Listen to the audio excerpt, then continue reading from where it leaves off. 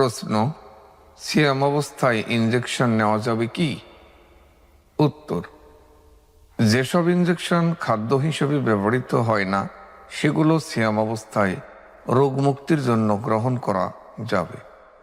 ইবনু আব্বাস রাদিয়াল্লাহু তাআলা আনহু বলেন, রাসূলুল্লাহ সাল্লাল্লাহু আলাইহি ওয়াসাল্লাম সিয়াম অবস্থায় রোগ মুক্তির জন্য শিঙ্গা লাগাতেন। সহিহ বুখারী হাদিস নাম্বার 1938, ইরওয়াউল গালিল হাদিস নাম্বার 932।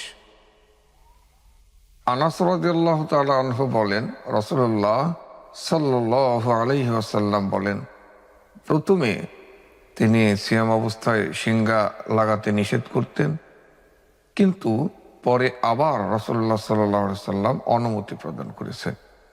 দারাকুতনি হাদিস নাম্বার 7, বাইহাকি সুনানুল কুবরা হাদিস নাম্বার 8086, সনদ সহিহ। তবে যেসব ইনজেকশন খাদ্য হিসেবে ব্যবহৃত হয় বা শরীরে শক্তি যোগায় তা গ্রহণ করলে সিয়াম নষ্ট হয়ে যাবে।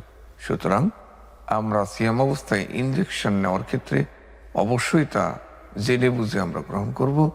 যে সকল ইনজেকশন খাদ্য হিসেবে বা শরীরে শক্তি জোগাড় দিতে সহযোগিতা করে না, এমন ইনজেকশন আমরা নিঃসন্দেহে সিয়াম অবস্থায় গ্রহণ করতে পারবো ইনশাআল্লাহ।